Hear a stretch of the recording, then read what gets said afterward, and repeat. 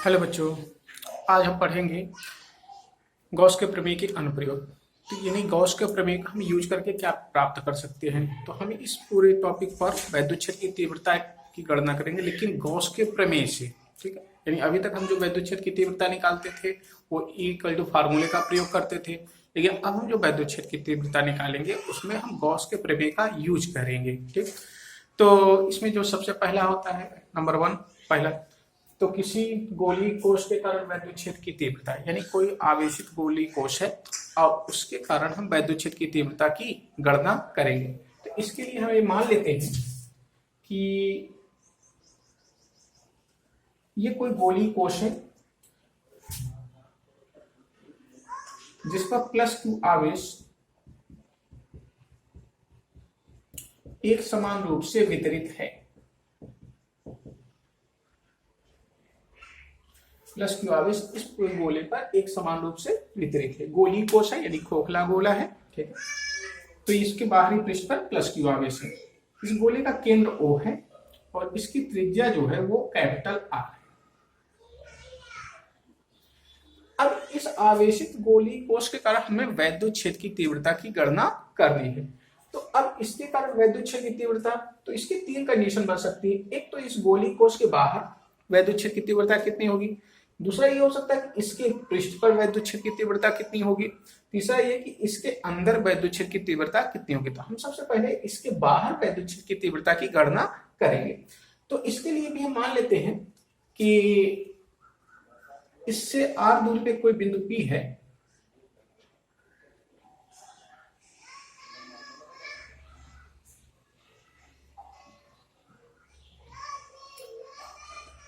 Small r दूरी पर कोई बिंदु P है जिस पर अगर हमको वैद्युत क्षेत्र की तीव्रता की गणना करनी है। यानी यहां पर वैद्युत क्षेत्र की तीव्रता E का मान क्या होगा इस बिंदु P पर, ये हमें निकालना है। तो गॉस के प्रमेय का हमें यूज करना है। तो गॉस का जो प्रमेय होता है हमेशा बंद गॉसियन पृष्ठ पर ही कार्य करता है। तो इसके लिए हम एक काल्पनिक गॉसियन पृष्ठ लेंगे। तो हम मान लेते हैं कि ये बिंदु P जो है ये इसी R त्रिज्या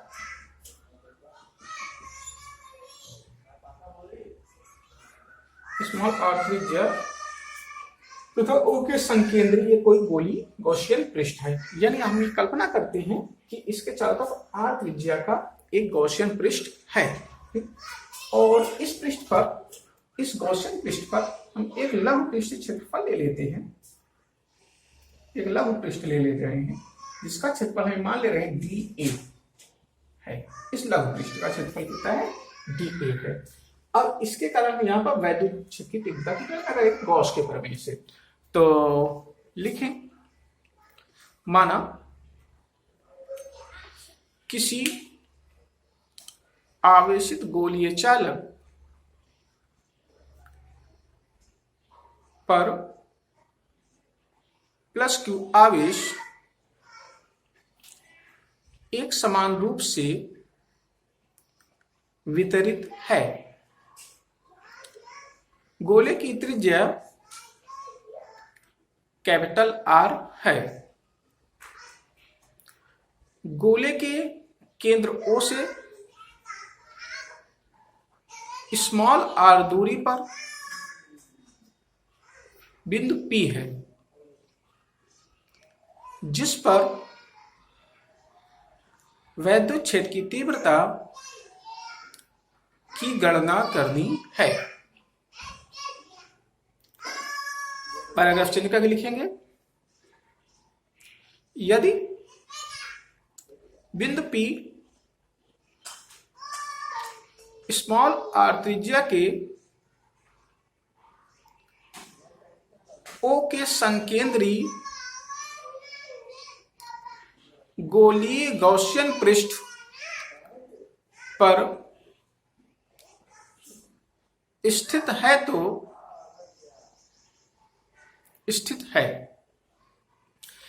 P के चारों ओर के लघु पृष्ठ का क्षेत्रफल dA है तथा P पर वैद्युत क्षेत्र की तीव्रता कैपिटल ई है। तो अब देखें पैराग्राफ क्या लिखेंगे नीचे से। तो अगर हम ये कह रहे हैं कि इसका क्षेत्रफल डी ए है और यहां पर वैद्युत क्षेत्र की तीव्रता ई है और इसके लघु पृष्ठ का क्षेत्रफल डी ए है, तो इस लघु पृष्ठ से गुजरने वाला वैद्युत फ्लक्स, तो लघु पृष्ठ डी ए से गुजरने वाला वैद्युत फ्लक्स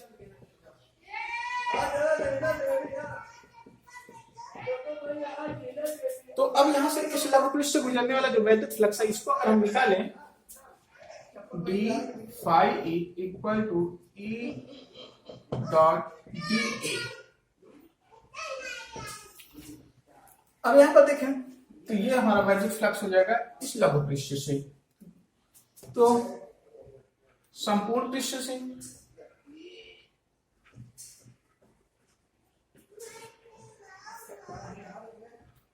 संपूर्ण गॉसियन पृष्ठ से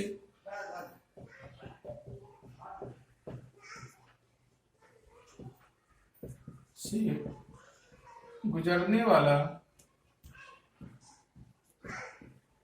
वैद्युत फ्लक्स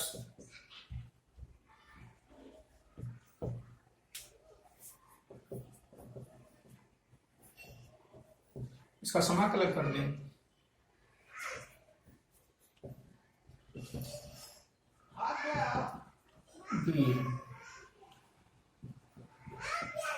ये हो गया phi A equal to E dot, तो संपूर्ण गॉसियन पृष्ठ का क्षेत्रफल, तो इसका जो क्षेत्रफल का सूत्र क्या होगा 4 पाई आर स्क्वायर, क्योंकि ये क्या है गोला है, तो गोले के संपूर्ण पृष्ठ का क्षेत्रफल 4 पाई आर स्क्वायर। तो ये हमारा हो गया समीकरण नंबर ए। ये तो फार्मूला ये कहता है। गॉस का प्रमेय क्या कहता है? तो गॉस के प्रमेय से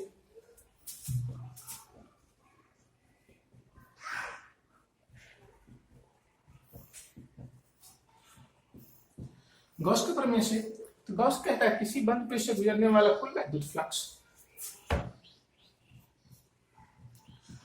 उससे बद्ध आवेश, यानी इससे बद्ध आवेश कितना है Q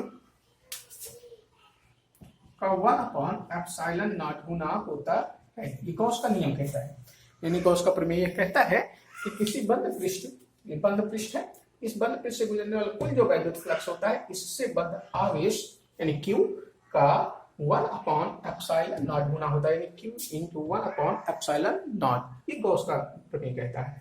अब अगर मैं दोनों देखें तो ये भी हमारा वैद्युत फ्लक्स है जो हम फार्मूले से प्राप्त किए हैं, और ये भी हमारा वैद्युत फ्लक्स है जो गॉस के नियम से प्राप्त किए, और हमने ये प्रूफ किया है कि देखें कि दोनों सेम होते हैं, यानी ये दोनों बराबर होंगे। तो समीकरण 1 तथा 2 से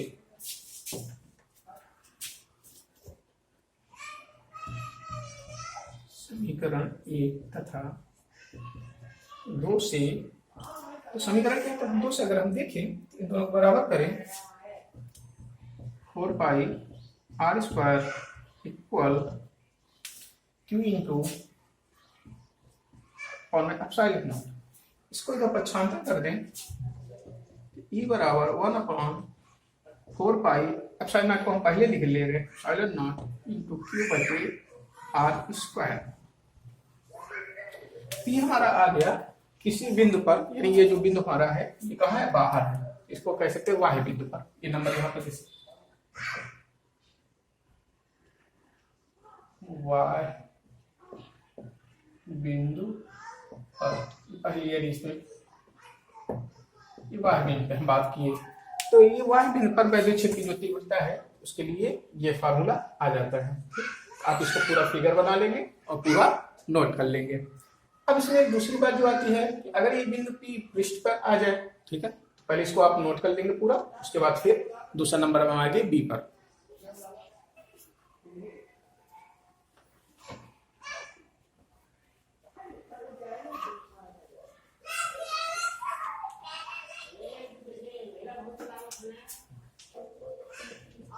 अब देखें, अब इस पर B नंबर हम आते हैं। तो B नंबर में हम ये देखेंगे कि अभी तक ये जो हमारा बिंदु P था, हमने बिंदु P पे ज्ञात किया था। अब हम इस बिंदु P के स्थान पर, हम y बिंदु के स्थान पर हम इस पृष्ठ पे ज्ञात करना चाहते हैं, यानी गोलीय कोश के पृष्ठ पर। तो दूसरा नंबर हम गोलीय कोश के पृष्ठ पर ज्ञात करना चाहते हैं कि इसके पृष्ठ पर क्या होगा। ठीक है, अब यहाँ पे देखिए, तो गोलीय पृष्ठ पर अगर हम देखें तो ये बिंदु P अगर यहाँ पृष्ठ पर आएगा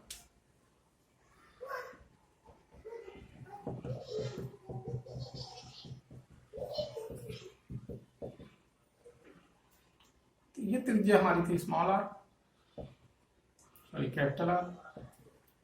अगर बिंदु P यहाँ पे आ गया,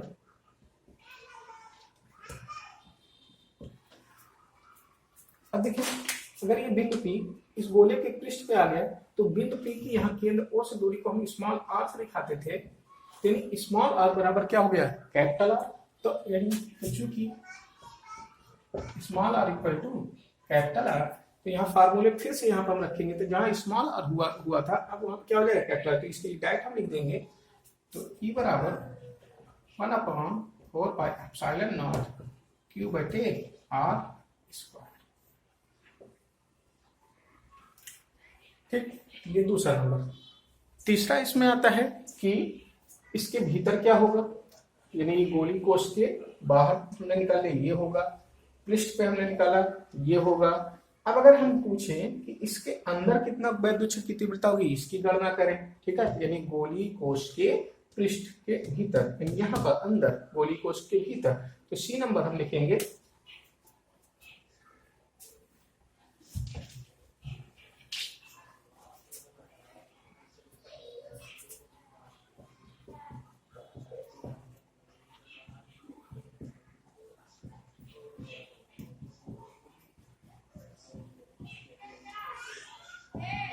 तो देखें गोलीय कोश के भीतर। अब तीसरा क्या, तो गोलीय कोश के भीतर की अगर हम बात करें,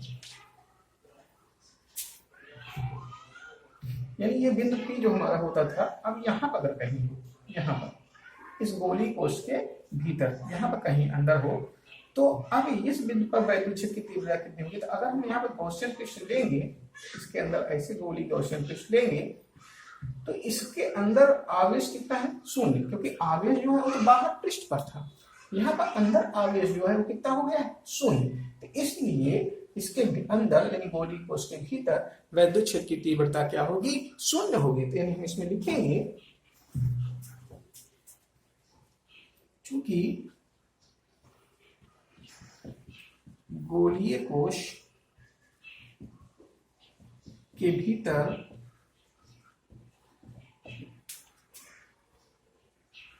आवेश 0 है,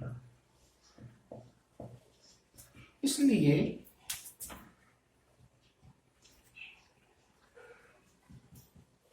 वैद्युत क्षेत्र की तीव्रता